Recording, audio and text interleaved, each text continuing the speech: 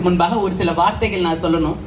இதே சாலையில் 70 ஆண்டுகளுக்கு முன்பாக நம்மளுடைய தந்தை பேராயர் ஐயா அவர்கள் ஒரு சிறுவனாக 15 வயது சிறுவனாக ஒரு அரக்கால் சட்டை போட்டு நடந்து வந்த இதே சாலை, அவருடைய இறுதி ஊர்வலமும் இதே சாலையில தான் நடந்தது.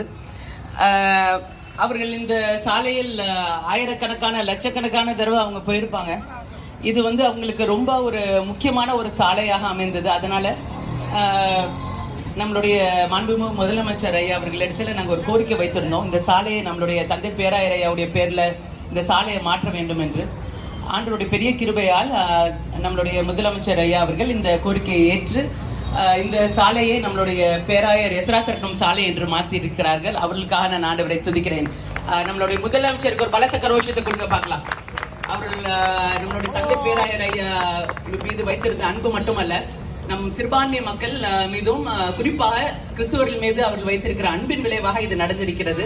இதற்காக அதிகமாக பிரயாசப்பட்ட நம்மளுடைய மாண்புமிகு அமைச்சர் சேகர் பாபு ஐயா அவர்களுக்கும் நம்மளுடைய வணக்கத்துக்குரிய மேயர் அம்மா அவர்களுக்கும் நான் ஆண்டவரை துதிக்கிறேன்.